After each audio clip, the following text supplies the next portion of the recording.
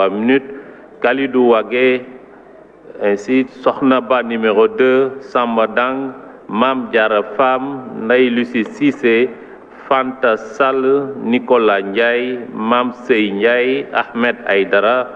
Khady Dieye, Demba Diop, Adji Diara Mergane, Oumar Souvané Cissé, Mohamed Aïb Dafé, Rama Bodian pour 2 minutes, Madi Danfaga, Aïssatou Sow, Sokhna Mbodj, Roqi Ndiaye, Oumar Sy, Alioune Gueye, Awa Diagne, Mamadou Wuri Bayla Diallo, Aminata Gueye, Guy Marie Sagna, Cheikh Aliou Bey, Cheikh Abdoul Mbaké, Ndeye Fatou Guissé, Seydou Dianko, Dial Sané, Aïcha Touré, Babacar Meng, Ibrahima Diop, Marietou Dieng, Aminata Touré, Aliou Demba Sow, Yatta Sow, Bassirou Goudiaby, Babacar Mbaye, Nafissatou Diallo, Malik Diop, Aniye Meng, Abdou Mbow, Ndialou Bathily, Modou Bara Gaye, Mouhamadou Ngom, Serigne Abo Mbaké, Thiam, Abdoulaye Diouf Sarr, Sira Ndiaye, Abbas Fall, Mamadou Lamine Diallo, Seydou Diouf, Barthélemy Toye Diaz, Cheikh Seck, Pape Djibril Fall, Mamadou Lamine Thiam, Biram Souley Diop et El Hadj Oumar Youm.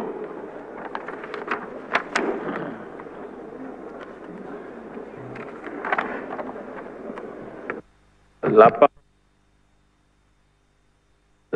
est à notre collègue Moussa Diakhaté.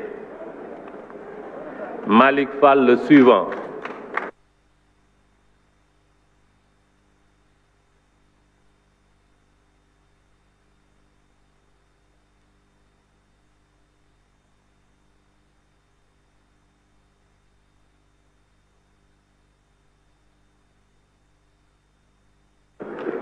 Bismillahirrahmanirrahim. Monsieur le Président,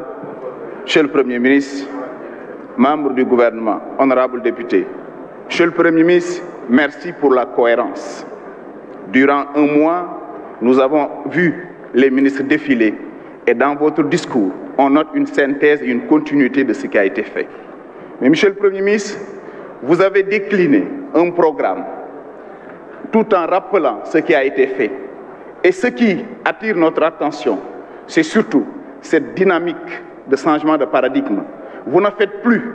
pour les populations, mais vous faites avec les populations. Cela entre en parfait sillage de la vision du chef de l'État, qui, après les conseils décentralisés, après le dialogue avec Macky, repositionne le Sénégalais au cœur des décisions. Cela participe à rendre plus efficient ce qui devrait être fait. Mais Monsieur le Premier ministre, dans votre discours, j'ai entendu et constaté la présence de la préoccupation des jeunes, la préoccupation des agriculteurs, mais surtout la préoccupation du monde rural. Si tout ce qui a été fait en termes de production au plan rural est constaté, vous amenez le PACASEN pour le renforcer, nous disons grand merci. Mais pour moi, la révolution reste ce holding banquier qui va permettre d'accompagner et de booster nos entrepreneurs au plan local pour accompagner l'employabilité de la jeunesse. Je reste espéré que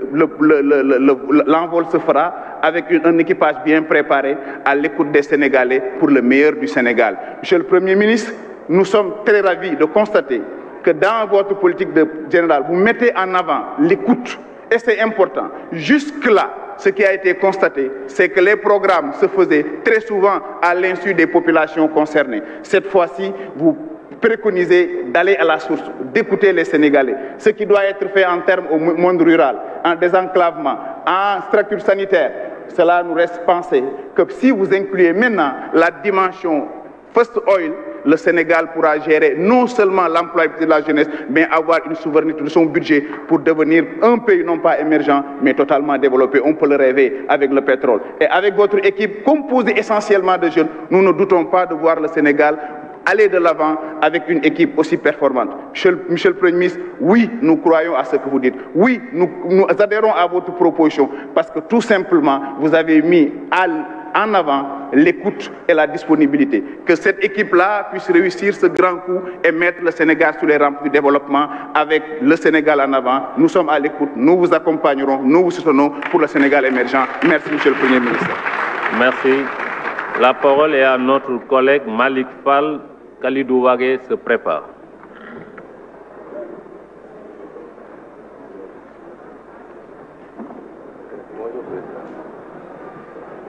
maa ngi leen nuyu président di nuyu monsieur le premier ministre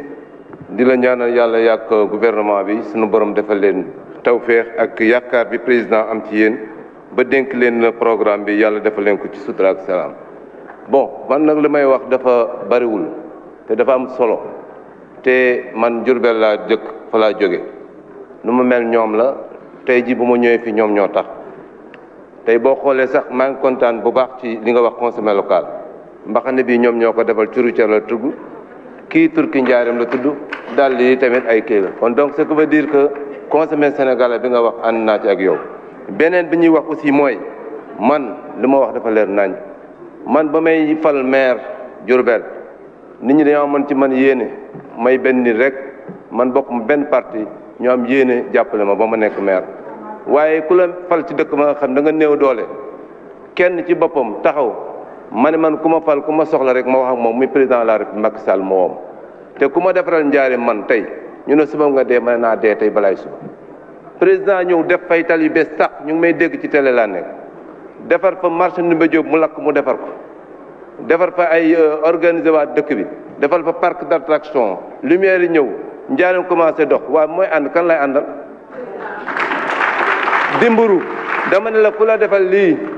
te amoo lu dul moom boo amee aw nag mu am sëllu mu de la ratt ak neew nga di ca naan da nga ko weccoog nag wa nga xam xamoo dina jur mbaa du jur nekk fi di wax rek ak di joxoñ baaraam nit ñi naan diw dafa jub gis nga boo nee diw dafa jubadi sa ñetti baaraam ñoo lay jox ne yaa leen gën a jubadi fop man nag président Macky Sall duma ko weccoog ka nga xam ne xaw ma lu may indil ëllëg ñu moom lañu àndal bu ñuy defaral ay tali di ñu jàppale sañ investissement di dimbali réew mi di jàppale réew mi gis lépp lu fi président le premier ministre wax kon kookee damay wax Sénégal yi ne leen ci téye moo gën a wóor lii ñëw ëllëg xamuñu ko de te moo fi ne te moom la fa yàlla teg jëlee gu fi moom lañu àndal ba géej gi des walaat ñu naan ko wasalaam. Merci, chers collègues. La parole est à notre collègue Kalidou Wagué. Sokhna Ba numéro 2 se prépare. A'udhu billahi minash shaitanir rajim. Bismillahir rahmanir rahim. Assalamu alaikum wa rahmatullahi ta'ala wa barakatuh. Monsieur le Président, maa ngi lay nuyu bu baax a baax. Monsieur le Premier ministre Amadou Ba, maa ngi lay nuyu ak monsieur le travailleur, maa ngi lay nuyu ak votre collègue, le ministre qui sont là. maa ngi lay nuyu bu baax a baax. Amadou Ba, maa ngi lay féliciter bu baax. Ngan na wari mo siri. Amadou Ba ngan na wari mo siri. Président ngara sagara ko ntakan kamanallo que gouvernement ke kani. Confiance bara sakan kamageli. Ministre des Finances a ñake nga angir nga dal ñom premier ministre sagara ko ñala kelit. Oku kanu ku pétrole nga kanu ku hohoy. Président Macky Sall agala hoho ko tiwa dabar ni ala dabari. Adi ngey ponti noiray 2011 ati wakilu ndabaruna kata fuday ina ernu ko rokon ken ala dabari anna girilen ke anna ga futa ernu karagi ala hôpital lu ndabaru dangan ala aéroport ndabaru dangan ala centre ala université ndabaru dangan problème la ñagaru ina kado karanga kenko na wa nawari mo ko siri o wa hallelenki o wa halle kumbal ngobe ko no mare mu kudangani président Macky Sall o ma me wari hana président be galawai tamane ge dabarna jamane ge tabari ko Europe ngam gombe angana ga France ngo wallo nganga ke ngala yerlen ken kuna vraiment c'est le sugadi ana Macky Sall politique raga anu kuma gaire ku yakar mon na trogal Macky Sall yow yaay trox Macky Sall mom inshallah rabbul mu bëgg ci Sénégal day am et tabax na Sénégal lu ñu bëgg def na terre def na BRT def na ay stade def na ay yoon ñun waa Fuuta yi am nañ yoon am nañ hôpital am nañu aéroport daanema bi musuñu yaakaar foofu moo am yoon léegi ñu ngi yoon bi ñu ngi koy defar daal ñu ngi koy sant bu baax ak gouvernement bi ñun gouvernement bi mooy suñu pétrole gouvernement bi mooy suñ gaz man gouvernement bi mooy suñ or gouvernement mooy suñ lépp Sénégal xel la ñu am du pétrole moo tabax dëkk bi yii ñoo tabax dëkk bi daa sa ñu ngi leen sant bu baax lu ñu yaakaar ci président Macky Sall lépp def na ko loolu nag ñu ngi leen sant bu baax vraiment ngeen continuer ci liggéey bi moom mënuñu weccu Macky Sall ku ñu xamul nit doo bàyyi lu nekk sa loxo ngay xaar lu nekk sa suuf tànk daa sa merci beaucoup ñu ngi leen ñaanal bu baax merci. Merci. La parole est à notre collègue Sokhna Ba, numéro 2, Samba Dang se prépare.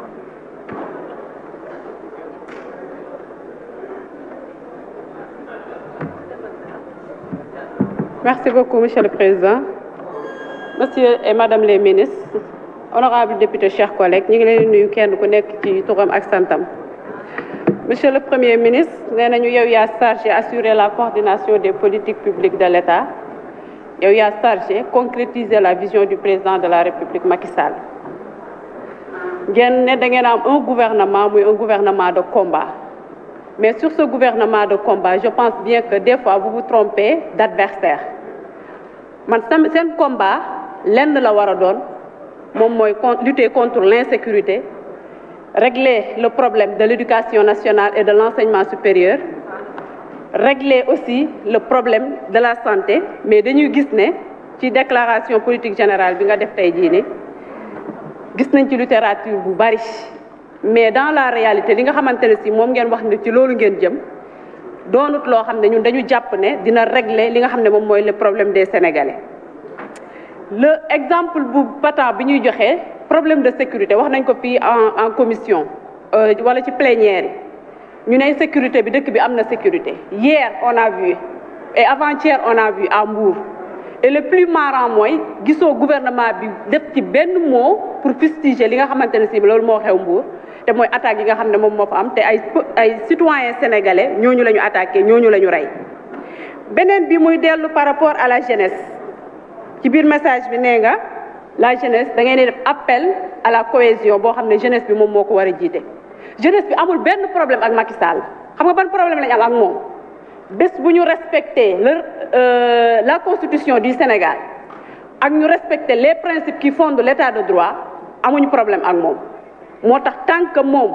du respecter loolu il aura à faire à la jeunesse de ce pays parce que cette jeunesse là dafa am loo xamante ne si muy responsabilité am dans le Sénégal te dina ko exercer. beneen bi nga xamante ne si moom laay wax c'est par rapport à la santé bi dañu nekk ci grève ñu gis ne état bi au lieu ñu concilier def une solution par rapport à ça solution amul ñu dem. weer bii nii ñu jël ñi nga xamante ne si ñoom ñoo nekk ci secteur de la santé seen salaire yi ñu jël ay 100 000 francs ñi ñu jël 80 000 salaire yu jàmbur boo ci jëlee 100 000 francs wala nga jël ci 80 000 lan la nit ki di dese est-ce qu'en réalité état bi moom jël na nekk na dans les dispositions pour régler li nga xamante ne si moom mooy problème mu santé bi. beneen bi muy dellu par rapport ak concours ENDSS bi waxoon naa ko fi et je le répète il faut que l'état organise concours boobu parce que mënuñ ne dañuy def ay concours d'état. Taux de réussite bi di ndaw c'est parce que niveau amu fa te état bi di am responsabilité wala yàkkamti di tenir des concours yoo xamante ne si c'est pour les policiers et les gendarmes mais en ce qui concerne la santé dañuy gis ne foofu dafay des ñu leen ci interpeller di leen ci wax ngeen jël seen responsabilité. La parole est à notre collègue Samba Dang. Mame Diarra Fam se prépare.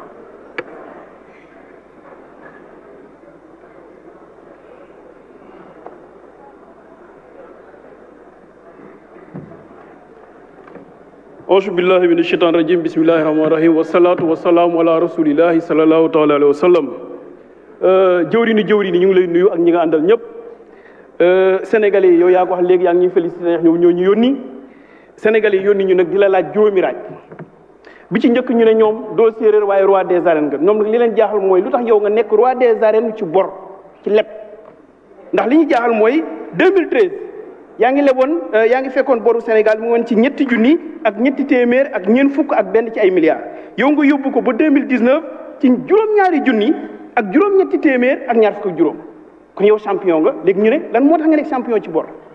beneen bi mooy yow dañoo gis ne da ngay lii di bor da nga koy jël boo demee lebi ko ba ñëw au lieu nga dugal ko ci usine wala ci industrie ñu transformer les matières premières ba nga xam ne Sénégalais yi dañuy dem dund doo ko def dañuy gis yow boo lebee boo ñëwee da ngay dem yóbbu ko ci stade yóbbu ko ci terre yóbbu ko ci li nga xam ne mooy théâtre kon boog ñu ne est-ce que du kii lutte musique danse moom moo ko intéressé maanaam li nga xam ne mooy bëre li nga xam ne moom mooy fecc ak woy moom moo ko intéressé donc loolu jaaxal na ñetteelu laaj bi mooy yow da nga ne ci sa biir discours ab patriote nga comme le président Ousmane Sonko vrai patriote nga loolu nga wax donc léegi yow lan moo tax yow li ñuy wax dette intérieure doo ko kii maanaam doo leb ci biir Sénégal bëgg naa defar autoroute Ila Touba ma leb li nga xam ne mooy 200 milliards jël sénégalais yi ñu lebal ma 200 milliards ma dem tabax it autoroute bi delloo ko sénégalais yi ndax li ñu jaaxal mooy yow da ngay leb ci euro wala nga leb ci dollar yow boo lebee benn européen war a fay ay africain nu muy demee 1 euro égale 655 francs CFA kon yow boo lebee benn européen da nga koy fayee juróom benn téeméeri africain ak juróom fukk ak juróom loolu du mën a sotti ñaari européen kon africain yëpp jeex kon leb bi dañ ko war a arrêté parce que dañuy leb en euro fay en CFA te loolu mënut a sotti yaakaar naa loolu Sénégal yi nee nañ nga ñëw ci ñeenteelu question bi ñu ñëw mu ne les Sénégalais dañ lay laajte léegi yow lan moo tax ñun amuñu sunu monnaie bopp lan moo tax mënuñoo am monnaie boo xam ne moom mooy tax bu ñuy leb bi dina woyof trop ba nga xam ne duñ ko yëg juróomeelu question mooy bu loolu yëpp amee ci kaw bor boobu noonu nan lañ mën a jël réew mi doxal ko ndax loolu dinañu jaaxal trop ndax ku dëkk ci fay bor yaakaar naa ne ndóol ngay dëkk moo tax ñu nekk ci extrême pauvreté fogole séeréer mi xasim naa nuuna paax a paax a paax xe gar na mene te ref Amadou Ba kii layen leng somo ke ndawa ndaw nene mam i njoftun mam torok ka est ce que ke ta fi'aano ndaw ne kanga ta waru te fi est ce que ke andoona yee ndaw nanga te refu ke andoona yee ka i mbarind no usine fi'in no ke andoona yee kanga i njalta xa tax i mbi'an no ke andoona yee te refu tig njom mbaa i fi'an no tig ka andoona yee ka i ngimaate fo lakas ke i mbugna te refu ke fat i mbi'in me andoona yee ma nga i njalta to me i njalta kanga xana tax a caaja xay jika calel a njegangaayo calel saax le xana jofa paam kanga foogaame ten we Merci, cher collègue. La parole est à notre collègue Mame Diarra Fam. Ndeye Lucie Cissé se prépare.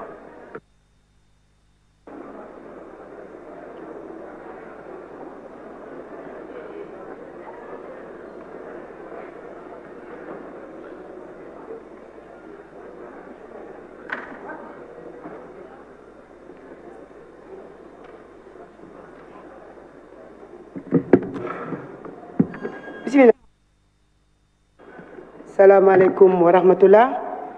Monsieur le Premier ministre, chers frères, ñoo ngi lay dalal ci pencum réew mi di ñaan mission bi yàlla yeggale ko di nuyu nag mboolem sa collaborateur ministre yi nga xamante ne ñoom nga fi àndal. Monsieur le Premier ministre, ma dal ci tout de suite sa exposé wax ni c'est très beau,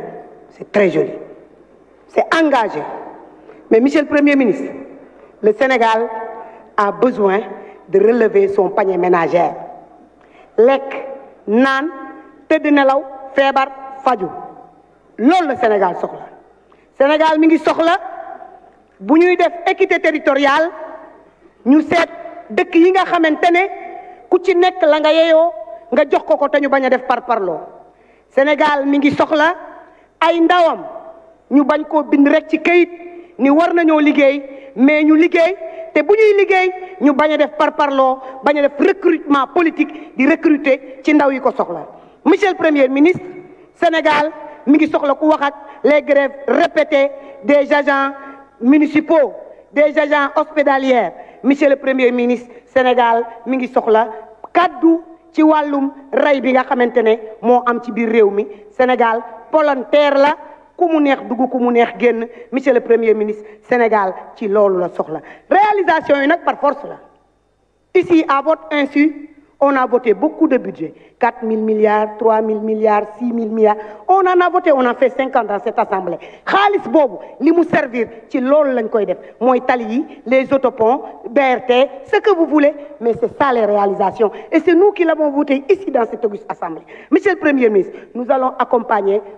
vos réalisations. Su fekkente ne ce document-là est destiné aux Sénégalais et seulement aux Sénégalais. Monsieur le Premier ministre, jàpp naa ni équité li ma gis tey naru ko nekk.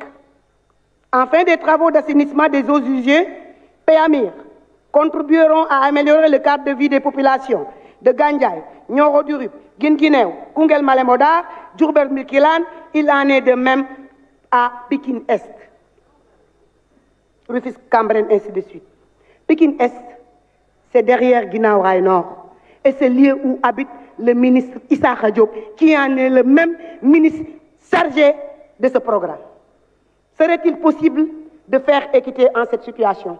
Nous réclamons, nous aussi, Guinaw Rail, de ce projet. Mais on le réclame aussi pour Niatimbar, étant des représentants du département de Pikine. On le représente pour beaucoup de zones de Pikine qui sont toujours inondées. Djel Progrès, d'Afkoti Sabir commune. Merci, chers collègues. La parole est à notre collègue Ndaï Lucie Cissé. Fanta Sall se prépare.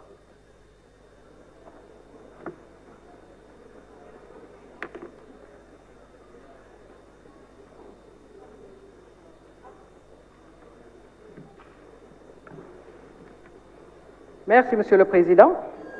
Monsieur le Président, Mesdames et Messieurs les membres du gouvernement, Mesdames et Messieurs, chers collègues, Monsieur le Premier ministre, je voudrais commencer par vous féliciter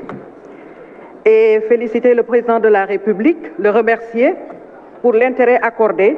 au secteur de l'éducation supérieure, de la recherche et de l'innovation. Merci au Président de la République d'avoir compris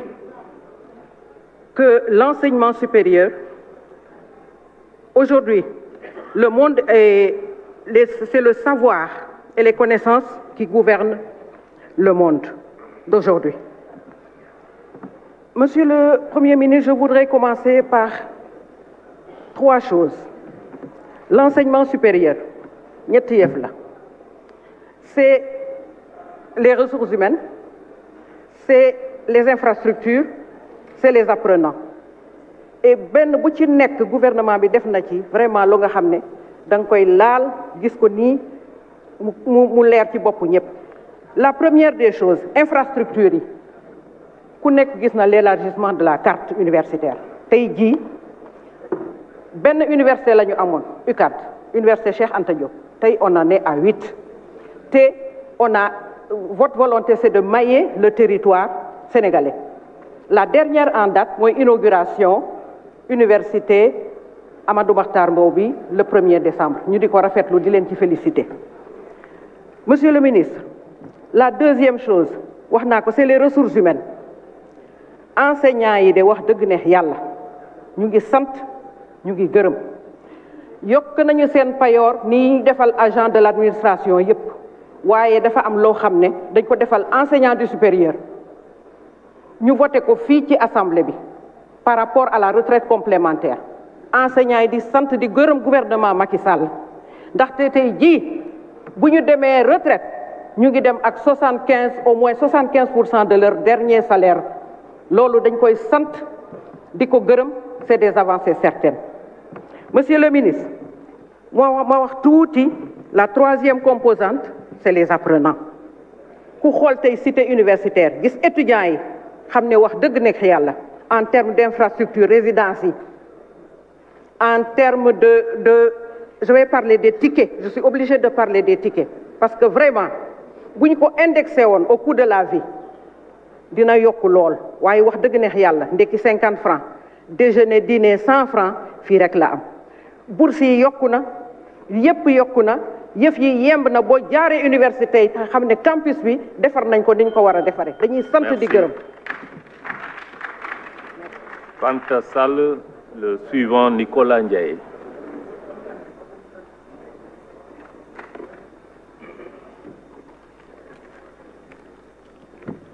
Merci beaucoup, Monsieur le Président, Monsieur le Premier ministre, Mesdames et Messieurs les ministres, chers collègues, assalamu alaikum. Monsieur le Premier ministre, maa ngi lay féliciter bu baax confiance bi le président jox ba tabb la pour nga jiite politique gouvernement bi suñu xel mu ngi ciy dal bu baax a baax ndax ku xam président de la République ci yaroom ci yiwoom ci baaxam ak bëgg liggéeyam xamoon nañ ne ki muy tabbu dina am ci jikko yooyu mu yor. Monsieur le Premier ministre, ñi ngi am yaakaar bu baax kene li fi fekkoon mu baax dina gën a baax. Mais fast track bi nga xam ne président de la République bëgg na ko di nga ko defal. Monsieur le Premier ministre, nga tombé ak budget bu am solo muy budget solution ma jàpp ne président dafa baax rek mu tuddee ko budget solution parce que bi mu toogee fii ba tey lépp lu mu teg solution la te population bi aussi ñi nga ciy gis seen bopp. monsieur le premier ministre ñëpp nangu nañ ne président mooy champion du social te gis nañ ko ndax politique yi nga xamante ni def na ko fi mu mënoon a yem ci plan Sénégal émergent monsieur le premier ministre ñi gis PUDC bi nga xam ne dafa ëmb yoon ëmb ndox ëmb courant te mu jagleel ko monde rural bi ñi gis PUMA aussi gis DER gis Promoville gis infrastructure yi nga xamante ni tali yi mi ngi fii ak pont yëpp monsieur le premier ministre ñi gis ne président taxawu na aussi jigéen ñi mais taxawu aussi ndaw ñi te ñi ngi ñaan liggéey boobu noonu ngeen gën ko cee jàppale mu gën ko yokk ñi gis bourse de sécurité familiale aussi mu nekk lu am solo tey Sénégal am ay stade yoo xamante ni mucc ayib la ba waxuma Sénégal mais dëkk yi nekk ci Afrique ñëpp ñee nañ Sénégal bu ñu toogee ba af Sénégal di xalaat organiser Coupe d'Afrique kon loolu yokkute la te ñu ngi ciy gërëm président Macky Sall ñi mënoon wax ci BRT bi nga xam ne léegi mu tàgg alhamdulilah président Macky Sall président bu am vision la mais macha allah ku gëm sénégalais yi te ku am wërsëg la ndax ci ayam ci lañ jot Coupe d'Afrique te la ko waraloon moo accompagner Lions yi ba ñu mën a jot coupe boobu noonu monsieur le président pétrole ak gaz di ñëw mais président Macky Sall xalaat tey mais xalaat génération bi nga xamante ni mi ngi ñëw suba monsieur le président Macky Sall ne ko ñun tey la ñuy gën a fésal suñu engagement ci moom parce que lii mu def ci Sénégal nit du ko def ñun ñu koy bàyyi ginnaaw parce que li mu def ci Sénégal kenn mosu ko fee def kon dineen ko jàppale ñun suñu diggante ak président Macky Sall du problème mu mandat tant que li Sénégalais yi bëgg mi ngi ci incha allah dañ koy taxawu dañ koy jàppale. monsieur le premier ministre ma jugee département bu Koungheul aussi bëggoon yoon bi jugee Maka Guy traversé Koungheul dem ba Lour Escale ngeen bàyyi ko xel emploi des jeunes bi ngeen wax aussi bëgg nañ ngeen bàyyi ci jeunesse Koungheul ñu ngi leen di sant bu baax di leen gërëm di leen dénk jigéenu Koungheul. Merci, cher collègue. La parole est à notre collègue Nicolas Ndiaye. Ahmed Aïdara se prépare. Non, Mame Sey Ndiaye.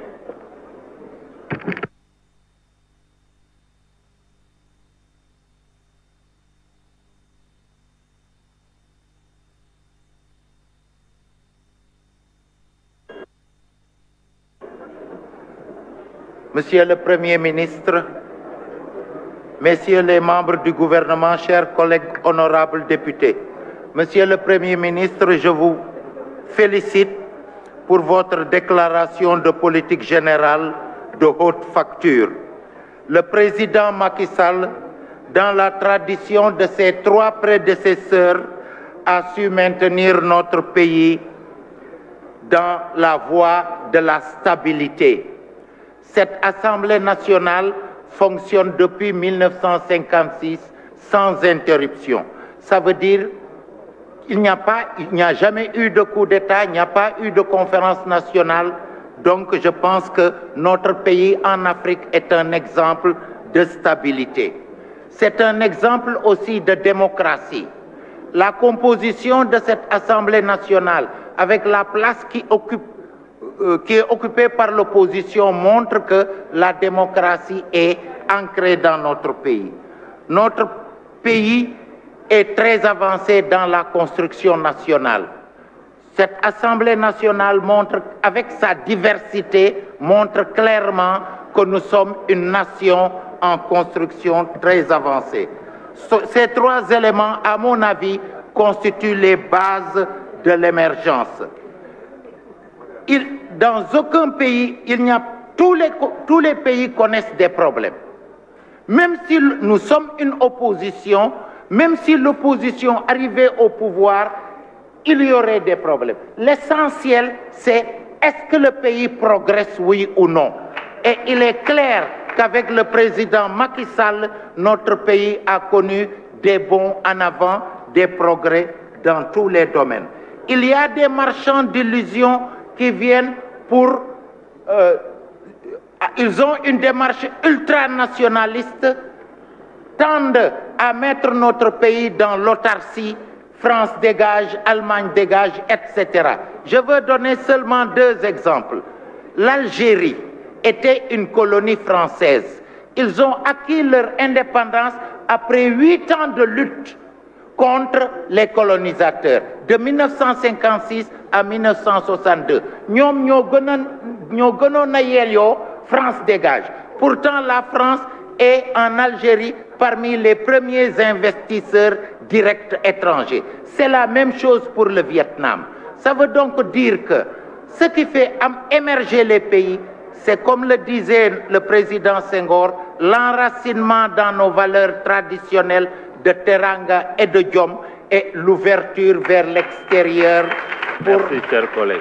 Nous enrichir. La parole est à notre collègue Mam Sey Ndiaye Ahmed Aïdara, le suivant.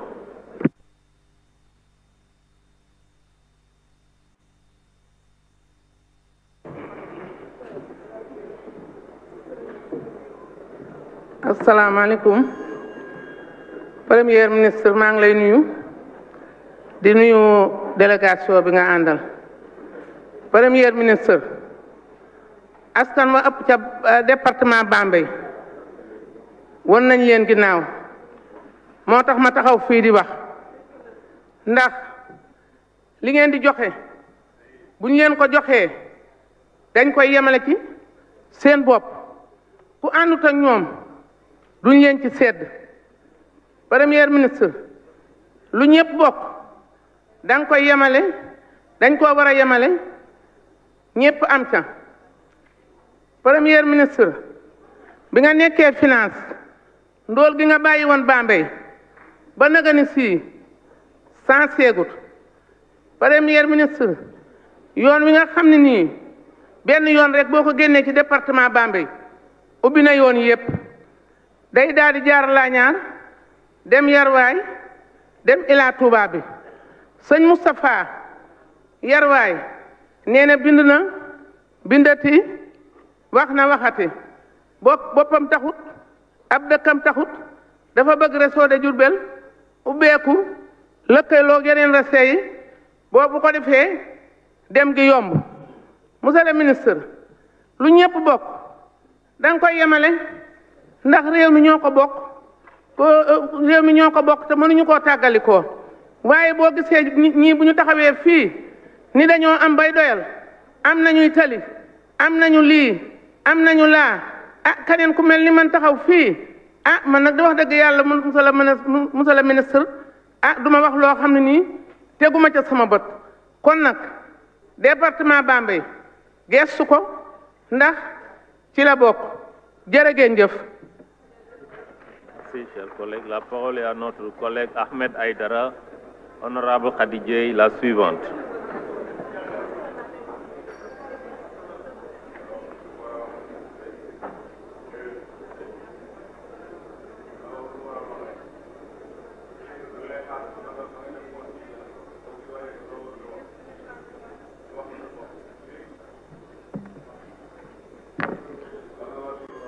Assalamu alaikum, monsieur le Premier ministre et gouvernement bi, chers collègues, députés, chers collègues de la presse, monsieur le Premier ministre wax na léegi liberté d'expression. ñi fi dem kaso ci juróomi at yi yëpp lu mel ni Pape Alé Niang liggéey moo ko fa yóbbu Adama Gueye opposant la man mii dox naa ñu jàpp ma dugal ma kaso loolu du yomb ñu ñëw ci wàllum inondation yi monsieur le Premier ministre 750 milliards pour un plan décennal moom ngeen wax jëlee ko 2012 2022 nee ngeen di ngeen defaat un deuxième plan décennal de 2023 à 2033 750 milliards yoo xam ni boo demee tey Guédiawaye banlieue Dakar li am ren ci ndox mi fii ci Ndakaaru kenn mësu koo gis lycée Seydina Limamou Laye monsieur le Premier ministre je n'ai rien contre les lions Abdoulaye Sow 6 milliards yi ñu wax ne moom lañ dépensé 6 milliards mooy budget wu lycée Seydina Limamou Laye qui a 320 enseignants, 130 agents, 1200 élèves. Il risque ruine. Nous avons dit que nous avons dit que nous avons dit que nous avons dit priorité sur priorité, nous avons dit que nous priorité. Nous avons dit que nous avons dit groupe des médias. 580 pères de famille. Nous avons dit que nous avons dit que nous avons dit que le président Macky Sall est le roi social. Social boo xam ne moom muy créer ay chômeurs moom la Macky Sall di créer te loolu war nañ ci wax lu jëm ci wàllum insécurité monsieur le Premier ministre fu leen neex mooy am sécurité fu leen neex du am sécurité ñu ñëw ci wàllum stade yi ngay wax nga stade Caroline Faye wax nga Bambey wax Parcelles Assainies waaw doo tudd Guédiawaye su Macky Sall bañee ñu am beneen association des maires day tëddee njaaxaanaay te def koo deful ay maire am daal nice képp kuy maire opposant mu taxaw ci yow Macky Sall nag na am esprit de dépassement comme rakam ji toogoon fii léegi gis naa mu dem Aliou mi ma wutu ci mairie ba mu jéem a góorgóorlu tolloo la nit ñi xam ne il est le président de tous les Sénégalais te moom loolu lay wax chaque jour mais Macky Sall képp ko ànd ak moom alhamdulilah ko ànd di ngeen noppi de di ngeen vous comprenez ñu bëgg nag monsieur le premier ministre ñu wax ci wàllum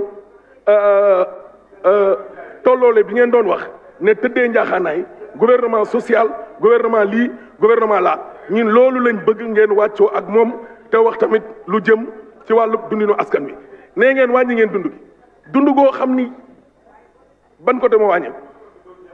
ban côté moo wàññeeku loolu la ñuy laajte beneen bi nag moom mooy bu leen fàtte article 27 bi gis naa ne sa discours bi da nga koo tëb xam naa bëggoo cee dugg parce que pour des raisons que tout le monde connaît mais Macky Sall na xam ne 2024 na takk ay bagaasam. La parole est à notre collègue Khady Dieye. Demba Diop se prépare.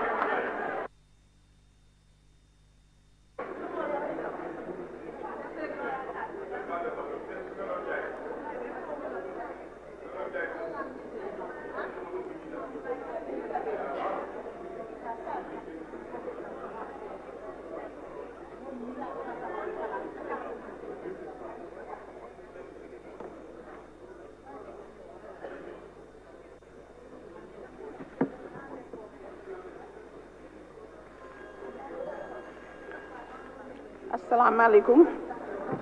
monsieur le président de l'Assemblée maa ngi lay nuyu monsieur le premier ministre et les ministres maa ngi leen di nuyu mes chers collègues députés maa ngi leen di nuyu waaw monsieur le premier ministre da nga ne da ngay déglu askan wi kon dañ lay jottali rek demande sociale bi nga xam ne askan wi ñoo ko wax monsieur le ministre bu fekkee ne dañ ne dañuy wàññi dund bi xam nga yokk ngeen salaire yi waaye dund bi dafa yokk parce que kilo ceeb fu muy jar téeméer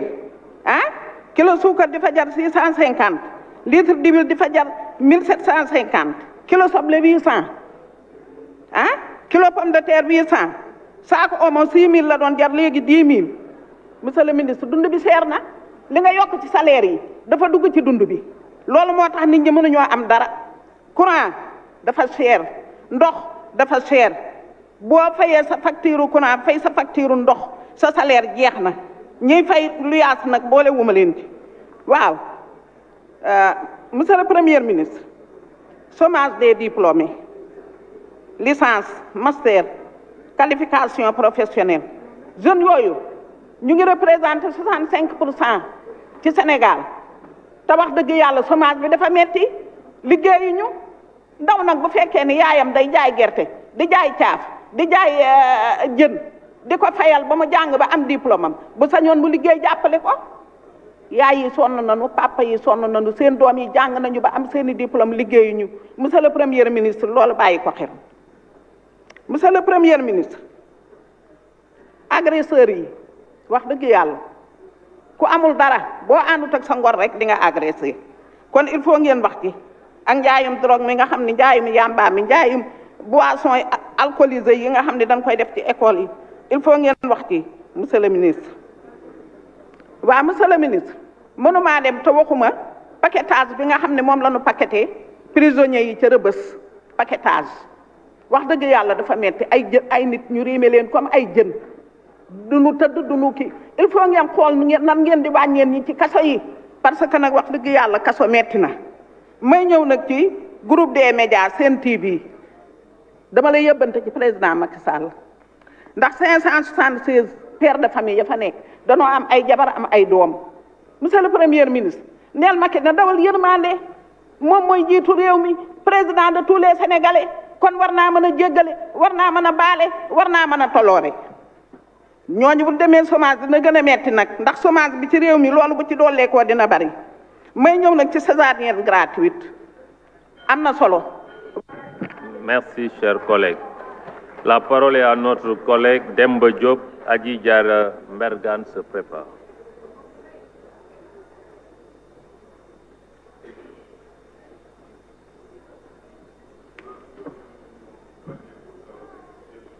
Merci monsieur le président. Monsieur le premier ministre ñu ngi lay nuyu ak gouvernement bi nga àndal yépp di rafetlu sa teewaay tey ak di la féliciter ci discours bi nga fi def li ñuy indi rek mooy dégg nañu ci bi discours bi nga wax ci souveraineté alimentaire ñun dañ lay dolli xalaat rek dañu bëgg rek bu boobaa dégg nañu ngeen wax affaire préfère-l'eau bi daf ñuy dimbali ci souveraineté alimentaire fexe leen bari na rek ñu mettre ko en application bu ko defee dinañ am ndox bu doy dana mën a dimbale béykat yi dana mën a dimbali en même temps nappkat yi dana mën a dimbali aussi borom jur gi. beneen bi ci des aussi dégg nañ la nga wax ci inondation yi nga wax nag liñ la ci xalaatal mooy dañoo bëgg ngeen transférer une partie des inondations ci biir commune yi ndax bu tawee Dakar noonu lay tawee Diourbel noonu lay tawee Thiès noonu lay tawee fépp bu inondation bi ñëwee fépp ba inondé nañ fexe ba les communes di bokk ci di participer ci biir inondation yi. beneen bi ci des aussi ci logement yi dégg nañu nga wax mais dafa mel ni comme waa diaspora dañoo soxla ay logement ngeen jàppale leen ci logement yi ñoom aussi pour ñu bokk ci. bu loolu weesoo dañuy wax aussi ci daara yi wax nga ba pare mais dafa mel ni comme daara yi bokkuñu mais dama bëgg rek ngeen bàyyi leen xel même bu amulee dara it ngeen boole leen ci nu mu tudd di comment s'appelle alimentaire bi bu ñu def ci école yi ñu fexe ba ñoom aussi ñu bokk ci. dégg nañ la aussi nga wax fi holding bancaire loolu c'est bien pour notre économie li baax pour suñu économie mooy loolu dina dimbali entreprise yi dina dimbali entrepreneurs yi nga xam ne ñoo fi nekk dañ leen di encourager pour ngeen gën ko def te mu gën a gaaw lu mu gën a gaaw rek moo gën a baax. beneen bi ci des dañ lay wax ne que ñu ngi leen di laaj aussi ci tourisme bi da ngeen wax ci tourisme yi mais dañu bëgg aussi ngeen dolli ci tourisme religieux da ngeen wax mais dafa mel comme da ngeen ko maasale ci biir rek mais dugal leen tourisme religieux ci biir ndax dafa am importance pour Sénégal. beneen bi ci des pétrole bi nee ngeen dañ am la sur le pétrole dina am lu ñu ci jot loolu ñu ci jot boo leen jotee xaalis bi dañoo bëgg ngeen investir dans le domaine de l'agriculture dans le domaine de la pêche dans le domaine parce que pétrole day jeex tey pêche du jeex béy du jeex na sàmm du jeex en tout cas ñu ngi lay féliciter di la remercier di wax ne que sa rapport bi dégg nañ ko luñ ci mën yëpp nañ ko def pour jàppale leen pour ngeen réussir li ngeen doon def wasalaam jërëjëf. Merci cher collègue. Adji Diarra Mergane, Oumar Souvané Cissé se rapproche.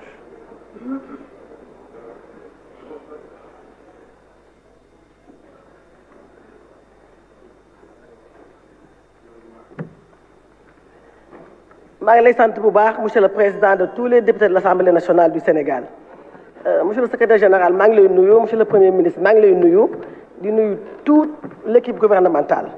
monsieur le ministre da nga ne gouvernement de combat nga wax ko bu baax sa document bi mooy li nga xam ne mooy situation bi ñu nekk nii mooy inflation bi am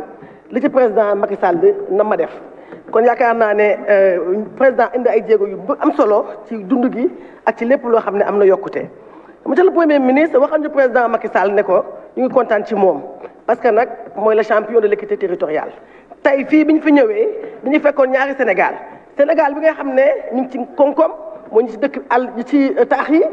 ak Sénégal bi nga xam ne dañu nekk ci jafe-jafe moo ñu nekkoon ci àll bi donc président ñëw yemale ñëpp ñu am un Sénégal de tous et un Sénégal pour tous. monsieur le premier ministre damay ñëw ci wàllum jigéen ñi gis naa ne ci ministère yi jël nañ en compte bu baax a baax li nga xam ne mooy wàllum genre monsieur le premier ministre ñu sant président Macky Sall parce que nag jigéen ñi dañ doon liggéey di soq ak seeni loxo mu indi li nga xam ne mooy matériel d'allègement monsieur le premier ministre ñu sant président Macky Sall tey bu jigéen ñi amee nii am lim bi ci assemblée nationale bi c'est grâce au président Macky Sall avec la loi sur la parité monsieur le premier ministre li nga xam ne mooy viol ak pédophilie mooy sif jigéen ak yàqataan xale tey bu ñu ko criminaliser ki ko fi indi mooy le président Macky Sall tey bu jigéen mën a jox jëkkëram nationalité mën a jox doomam nationalité président Macky Sall moo ko fi indi. monsieur le premier ministre ñu gis ne président Macky Sall jël na ay jigéen jox def na ay recteurs ci université yi def leen ay ci institut de recherche yi mais également def jigéen chef de mission diplomatique kon loolu dañ koy sant président Macky Sall di rafetlu également li nga xam ne moom lañ teg muy ELO 116. nga xam ne jigéen boo xam ne dañ la violenté wala nga am lu jafe-jafe bu ñu la indil nga woote ca ak tamit li nga xam ne moom la ñu taxawal ci Kaolack taxawal ko ci fi nga xam ne Dakar ak Tamba muy les maisons de prise en charge mu jëm ci jigéen ñi violenté. Monsieur le Premier ministre également le code minier ñu gis égalité jigéen ak góor mais également monsieur le Premier ministre ma bëgg a ñëw ci li nga xam ne mooy la protection de la maternité am na projet de loi gouvernement adopté na ko ñu wax ko mën a yeesal fii ak tamit li nga xam ne mooy code de la famille bi ñu wax ko yeesalaat autorité parentale dañu war a bàyyi autorité parentale paternelle def ko autorité parentale kenn ku ci nekk wax ci mën a gis boppam ak li nga xam ne mooy option mariage dañu gis ne monogamie wala polygamie kenn moo koy déterminer mooy l'homme loolu également bëgg nañ ñu wax ci monsieur le Premier ministre ak tamit la place des femmes dans les partis politiques loolu tamit bëgg nañ jigéen ñi gën a gis seen bopp ci parti politique yi monsieur le Premier ministre may nuyu bu baax madame le ministre de la femme ndax Fatou Diané li mu liggéey fi nga xam ne donc mooy ministère bi nga xam ne moom la ko président dénk ci jigéen ñi kon yaakaar naa ne monsieur le Premier ministre li nga xam ne moom la ñuy wax ci jigéen ñi mu jëm ci violence aux femmes. Merci, chers collègues. La parole est à notre collègue Oumar Souvané Cissé. La parole est à notre collègue Oumar Souvané Cissé. Mohamed Aïb Dafé, le suivant. Assalamu alaikum. Monsieur le Président, maa ngi lay nuyu. Monsieur le Premier ministre, maa ngi lay nuyu. yow ak sa gouvernement bi yëpp. maa ngi lay ñaan ma wax sama mbokku Casamance yi lakkal leen soose. mbaari mandinkool naa kam mooy laal. nkole ko ntol nga président Macky Sall kayro nga soto a tel pouvoir oto Abdou Diouf naata jang aya kata nyaaw nya ama réglé non Ablaye Wade naata fana ya kata ama réglé bi niaje moka fen sola ika sola fen na Casamance parce que kayro le bije kayro te dawda mote fen sola je mote fen ni la je donc nga fo ngesa mbala président ka afaye ko Casamance ko ya tentu ya bark ako kay ko ay munke be ya jele kayro wala mo be lo koti ko be kunta wolto afo président Macky Sall ko désenclavement ay munke kabri indépendance ay munke to la banko to Casamance nin ko Casamance ko Sédhiou Ziguinchor Kolda mo kilim maki je 6673 km de piste mais tol nga mun sodo je alhamdulillah ni sama ke da Casamance ni siloti je buka lo bitala nyame abota jaay pont dada pont ni mun ka bojan kata marsasu ni bitala Casamance tay e buka minute dan tanke tambi tambita Sénégambi pont la marsasu pont fana bi je tol kana jara rola nu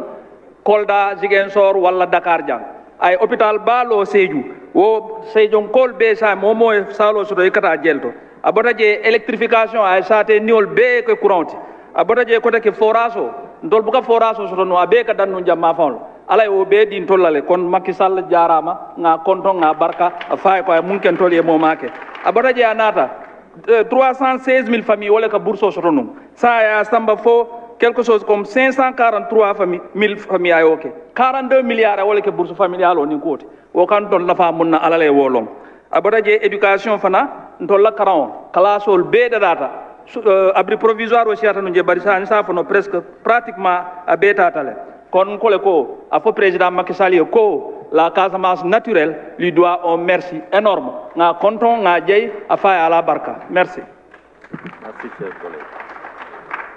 La parole est à notre collègue Mohamed Aïb Dafé. Rama Bodian se prépare. Assalamu alaikum Sénégal, assalamu alaikum Badiou, mbal be kontonna, mbal tentula mbal jela, mbe région de Sédhiou kontonna, mbe Alfal kontonna, mbe Musol kontonna, mbe Fondinkel kontonna, mbal tentula mbal jela. Lafta mum fola, ha tonya Macky Sall yakatale, bari adasatale, surtout région de Sédhiou. Ni aje, anata je 2015, ako Sédhiou, tout est urgent. Ako abe pont lo la, Sandinière, nin Sédhiou tema. Khani Sain Amake. Lafta Mouna, ay moun lahedi, Conseil des ministres délocalisé 2015, Macky Sall Yake, Janni 2024 Bessila. Monsieur le Premier ministre, Mangay Nuyu, l'homme bëggoon xam rek mooy suñu régime bi nga xam ne régime hyper présidentialiste la. Ban place le Premier ministre war a am, ban visibilité nga war a am, parce que depuis bu ñu la nommé kenn déggagu la. Dafa mel ni Macky Sall soxlawul Premier ministre. Puisque gis nañu tey Macky Sall nu muy doxalee dafa mel ni mooy grossiste mooy demi grossiste mooy détaillant dafa mel ni mooy chauffeur mooy receveur mooy contrôleur donc gis nañ ko sax muy naan Sénégal benn association de maires la si moo fi war a am lu si yoonam liberté d'association libre administration des collectivités territoriales constitution moo ko maye. Monsieur le Premier ministre lu mu ciy bëggoon yokk mooy jëm ci Sénégal IDH faible 170e sur 190 classement Nations Unies plan des programmes des Nations Unies pour le développement gis nañ ni ñoo ngi ci jamono ère du pétrole et du gaz mais comme lu René Dumont waxoon en 1962 à propos de l'agriculture l'Afrique est mal partie dafa mel ni le Sénégal est mal parti parce que gis nañ ni actuellement sa déclaration dégguñu fenn fu ngay waxee da ngay xeex guerre da ngay xeex la malgouvernance amul fa dafa mel ni ay mots tabou la corruption ak malgouvernance sa déclaration te gis nañ ni lu ñuy yoot mooy malédiction des ressources naturelles comme yeneen dëkk yi ay Nigéria Congo et cetera xam nga dëkk yu mooy wax tey soo jëlee le cas de Frank Timis nga xam ne ñëpp xam nañ ko ci pétrole beeg ci gaz bi encaissé na déjà 210 milliards ñaari téeméeri milliards ak fukk yoo xam ne te Sénégal jotagul dërëm ci pétrole am ñuy lool di enrichissement sans cause yemul foofu mu jëlaat dam fekk njeyel 20 000 hectares yu ñu joxoon seen huile mu jël teg ci loxoom paysans yu fa nekk ak sàmmkat yu fa nekk amatuñu suuf leneen lu ñu gis mooy ni si contrat am nee na war na jot 6 000 milliards donc 400 000 yu jeunes doon réclamé ba léegi nit ñaa ngi laaj seen 400 000 ba léegi monsieur le premier ministre Frank Timis boobu ay enquête ñoo ngi ko topp FBI moo ngi ko topp département de la justice américaine moo ngi ko topp justice fédérale suisse moo ngi ko topp justice britannique nañ ko topp bëgg nañ vraiment seen liggéey vraiment ngeen jiital ci transparence ngeen jiital ci rigueur ngeen jiital ci patriotisme parce que loolay tax Sénégal jëm kanam baadi mbandinkool mbaal tentula mbaal kontonna mbaal jeyla mbe Casamance mbe Sénégal be kontonna mba duwala kayro nin yirwa ala baraka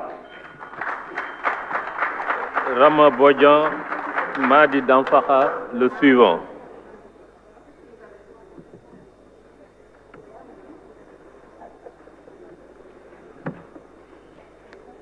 Merci Président. Salam alaikum. Bonjour Monsieur le ministre. Merci à tous les membres du gouvernement. Monsieur le Premier ministre, vous avez parlé de démocratie, mais on ne la sent pas cette démocratie. Parce que en 2013, le président avait promis de réduire l'opposition à sa plus simple expression. Apparemment, il s'active de plus belle dans son exercice de muselage de la démocratie. Tout à l'heure, il y a eu un incident. Il y a eu des journalistes qui ont réclamé la libération de leurs confrères. Ils ont été arrêtés puis libérés. Ça, vraiment, on ne comprend pas pourquoi cela. Monsieur le ministre, le Sénégal a toujours été considéré comme le berceau de la démocratie dans les années 60. Aujourd'hui, on ne sent pas cette démocratie. On sent que le Sénégal est dirigé de manière répressive. Pour une divergence politique, une information complète sur les détournements, vous êtes arrêté. Les arrestations sont abusives, pour ne pas dire convulsives. Ceci ne reflète pas la démocratie. Cette terreur que le gouvernement veut installer ne passera pas. Il faut que vous le sachiez. Nos ancêtres, nos parents et nous-mêmes avons trop sacrifié pour abdiquer et laisser ce gouvernement dérouler son agenda répressif. Il est plus que temps de libérer les détenus politiques. Ce gouvernement est également le gouvernement qui a le plus malmené la femme. Ce gouvernement, c'est sous la présidence de Macky Sall que les femmes des khalifistes ont été brutalisées puis arrêtées, que Mariama Sagna a été violée puis assassinée chez elle, que 17 femmes de Pastef ont été arrêtées de façon arbitraire, que notre maman Khady Ngom a été agressée chez elle pour lui arracher des fiches de parrainage, que Amidia a été arrêtée sans preuve comme Imam Daou, que la camérawoman a été frappée pour bousculer par les forces de l'ordre. Mais ceci, c'est pas surprenant. Parce que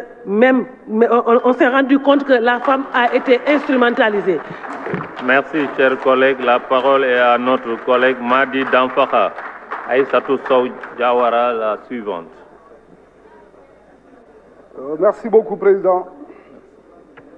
Monsieur le Premier ministre, je vous salue.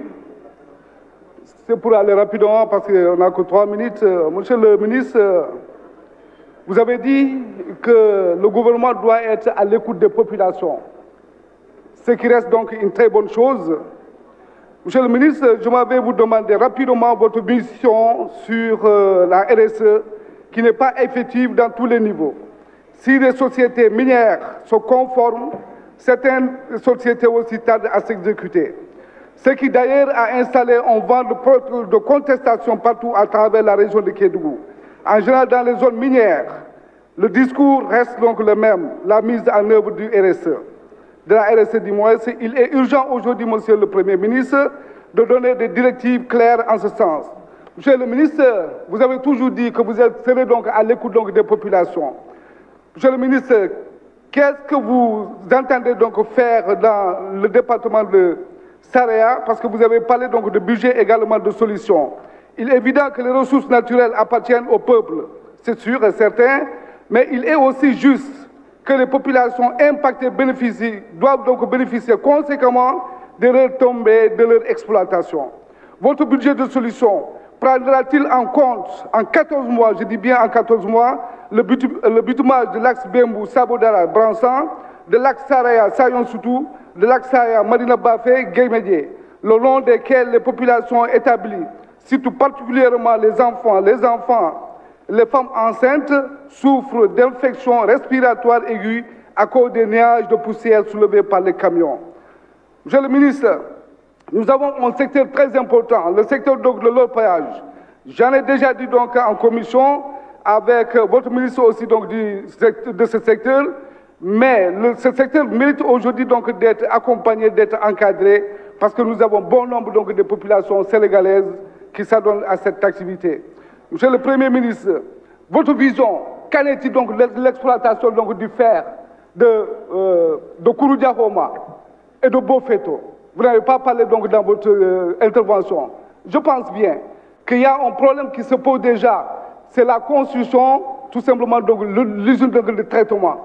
Que Kédougou, les populations donc de Kédougou réclament à ce qu'on construise, n'est-ce pas, l'usine donc de traitement dans la région de Kédougou, au lieu donc de placer ça ailleurs. Monsieur le ministre, j'allais parler aussi donc, vous allez chercher donc le bien-être des populations. Oui, mais parlez à votre ministère donc, à votre ministre donc de l'Intérieur également, de revenir, de prendre donc le courage pour revenir donc sur le découpage donc dans le département de Saraya. C'est une importance capitale pour ces populations. Sur ce, je vous remercie. Merci, chers collègues. Aïssatou Sow Diawara, Sokhna Mbodj se rapproche.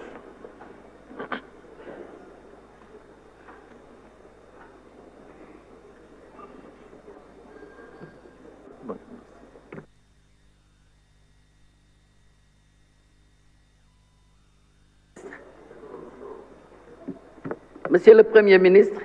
Mesdames, Messieurs les ministres, chers collègues, Monsieur le Premier ministre, je vous félicite pour votre nomination à la tête du gouvernement, mais à travers vous, je voudrais féliciter le Président de la République, dont la vision a permis de mettre en place le plan Sénégal émergent, qui nous vaut depuis plus d'une décennie des progrès importants dans tous les domaines. Pour cela, Monsieur le Premier ministre, le Président de la République a fait le tour des régions et des départements du Sénégal en organisant des conseils de ministres décentralisés. Et pour cela, je vais vous donner le cas de Guédiawaye. Parce que si je suis Guédiawaye, la mu dig yëpp def na ko la ci des barewul ba muy ñëw Guédiawaye ma ñëw ci inondation ndax sama maire wax na ci léegi defe naa ne Guédiawaye bu tawaan ci école yi la ñuy nekk kenn du dem fenn tey jii seen plan décennal ñun yëg nañu plan décennal inondation yi ndax boo ñëwee lu mel ni golf ca mosquée ba unité 2 boo ubbee di nga gis lañ ca def dafa nekk ci suuf nag waaye defe naa ne inondation yi wax dëgg yàlla ñun gis nañ ci suñu bopp ci programme président de la république inondation yi wàññeeku na bu baax a baax benn wala ñaari point ñoo ci des ñu ñëw ci yoon yi VDN 3 digoon nañu ko defe naa ne tey jii VDN 3 bi réalité la te daf ñu désenclavé daf ñu dimbale ci mobilité bu baax a baax ñu ñëw ci BRT bi defe naa ne BRT bi tey jii ñun Guédiawaye suñu xel daf ci sedd bu ñëwee ci santé hôpital Dalal Jàmm mooy suñu bijou tey jii te président daf ci def subvention bu am solo boo xam ne moo ñu permettre tey ñu am procréation médicalement assistée ñu am greffe de moelle nga xam ne loolu yëpp nit ñi bitim réew lañ ko daan defee ji ku amul xaalis doo faju ji tey jii soxla woo dem fenn boo demee hôpital Dalal Jàmm di nga ko faju mu defal ñu fa tamit pavillon maladie infectieuse kon dama wax ne ñun gis nañ suñu bopp bu baax ci kii bi léegi bi nga xamee nag ne ñu ngi jëm ci panier ménagère bi loolu moom wax dëgg yàlla wax ngeen ne wàññi ngeen ko waaye wax naa ko fi ministre du commerce na seetaat ay ñitam ñu dugg bu baax ndax commerçant yi ba tey wàññi bi effectif na wax nañ ko waaye ñoom ba léegi wàññiwuñu boo demee ñu ngi lay jaayee lañ ko doon jaayee bu njëkk ba monsieur le ministre li ñu kontaan moo di tey jii toogu leen rek xalaat di ngeen def da ngeen di waxtaan ak population yi xam seen bëgg-bëgg jàppale leen ci te loolu mooy li am solo li ngay defal nit ki na nga ko diisoo ak moom bu ko defee boo ko defee mu xam li nga ci def mu xam ne lii kat def nga ko ci li nga ci deful mu xam ne bëgg nga waaye lii nga yem kon nag loolu ñu ngi leen ciy félicité bu baax a baax a baax ndax wax dëgg yàlla looy defal nit ki rek na ko yëg en tout cas ñu ngi leen di gërëm di leen sant di gërëm président de la république ministre yëpp jaar nañ fi ñu ngi leen di gërëm ci seen liggéey di wax de kontaan nañ ñu ngi lay ñaanal yal na la yàlla jàppale jaaxle wuñ. Merci cher collègue. Sokhna Mbodj Roqi Ndiaye se prépare.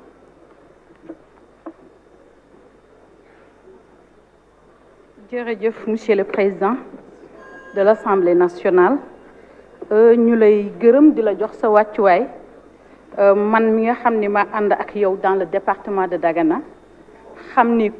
assemblée bu mel nii bu président jëlee teg la ci bopp bi am na lu tax ndax lan ci sa ay compétences li la yàlla may muy sa dal ak sa tey ba nga réussir que nga voté budget yëpp teg ko ci loxo premier ministre mu ñëw tey ji teew fi di présenter politique générale am tey discours bi kuy yëg war yëg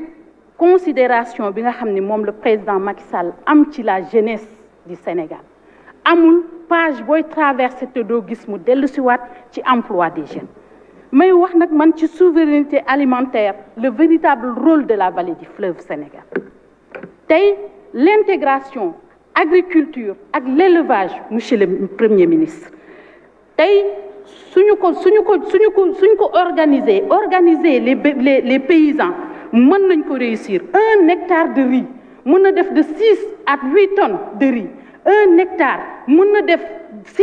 de 6 à 8 tonnes de paille 1 hectare de riz mën na def 1 à 2 tonnes 5 de son de riz kon souveraineté alimentaire waxuma ci nit lu muy lekk mais ci bàyyi ma lu muy lekk sax buñ ko organiser mën nañ ko réussir suñu defee 60 000 hectares lan la ñu war a mën a jox ci souveraineté alimentaire ci côté bu nekk l'employabilité des jeunes ci secteur agricole monsieur le ministre tey le matériel agricole bi président indi benn tracteur mën na def 2 personnes 2 moissonneuses batteuses 3 personnes les rizeries mën na employer de 5 jusqu'à 20 personnes emploi indirect direct kon loolu suñ ko gëmee war nañ ko mën a réussir monsieur le président am loo xam ne daf ko réussir président Abdou Diouf réussir ko woon muy le projet Préfère-l'eau président Abdou Diouf daf ko réussir muy élargir le lac de Guiers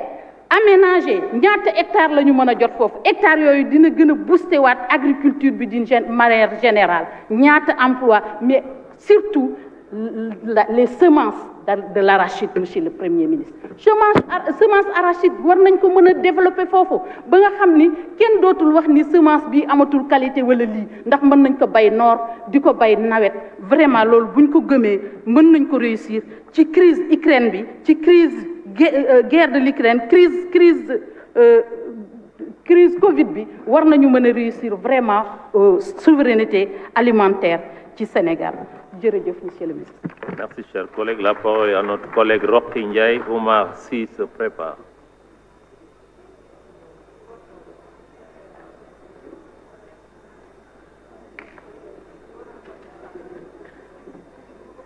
Merci beaucoup monsieur le président, monsieur le premier ministre, mesdames, messieurs les membres du gouvernement, honorables députés. Monsieur le premier ministre, dama dégg ci say kàddu au début ngay bàpp ci li nga xam ne moom mooy équité territoriale. Monsieur le premier ministre foofu da ngeen fa laaj bu baax a baax fi ma ko teg damay njëkkee fi nga xam ne moom mooy ci wàllu santé demal selon l'OMS dañu wax ne dañu war a am benn médecin pour 10 000 habitants demal ci commune yi nga xam ne ñoo nekk ci département yi ci dans la zone rurale di nga di gis commune boo xam ne daa am plus de 12 000 habitants duñu xam sax luy médecin infirmier moo fay am te moom sax état du ko recruter te ni mu bëree sax nag d'ailleurs ñi nga xam ne ni ay infirmier lañ yoo xam ne dañu yor seen diplôme ak ay sages-femmes yoo xam ne ñu yor seen diplôme te kenn recruter wu leen noonu la bëree tamit ci li nga xam ne nii moom mooy par rapport tamit li nga xam ne mooy les IRM nga dem ci région yi nga xam ne ni ñoom ñoo nekk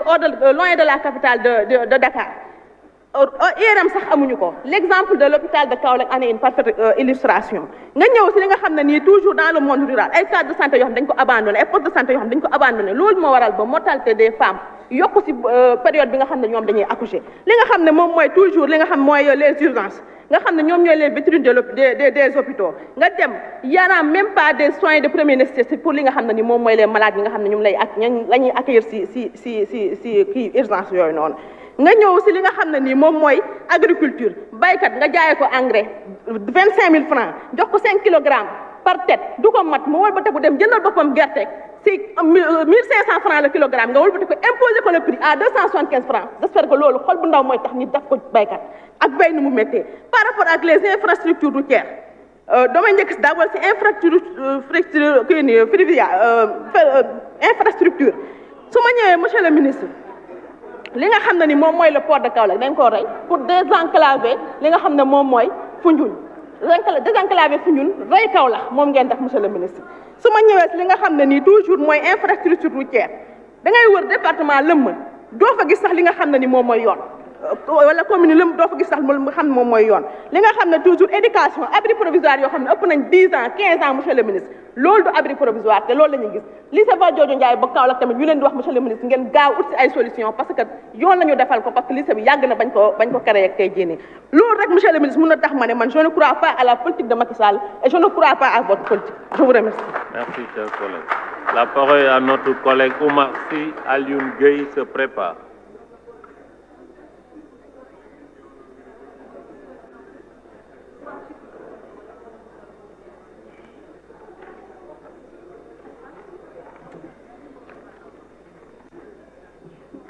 Monsieur le Président, Monsieur le Premier ministre, Messieurs les ministres, chers collègues,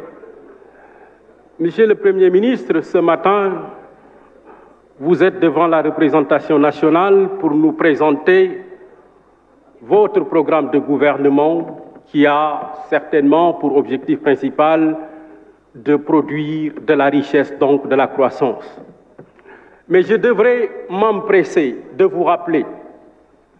que cette croissance qui se mange et qui a été tant chantée par vos ministres se mangera à la sauce européenne, se mangera à la sauce asiatique, parce que simplement, elle se mangera dans les capitales européennes et notamment à Paris,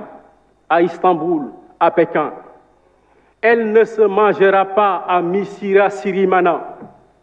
elle ne se mangera pas à Khosanto, elle ne se mangera pas à Warho, elle ne se mangera pas à Linguère, parce que simplement elle est une croissance extravertie, portée par des entreprises étrangères qui, à la fin de chaque opération, expatrient ses devises et nous laissent avec le menu flottant. Cerise sur le gâteau, ces mêmes entreprises étrangères sont souvent exonérées d'impôts, devenant ainsi de véritables passagers clandestins de notre système économique national. Monsieur le Premier ministre, je voudrais vous parler de la jeunesse. Des milliers de jeunes Sénégalais ont perdu la vie dans la Méditerranée sous votre régime. Des dizaines d'étudiants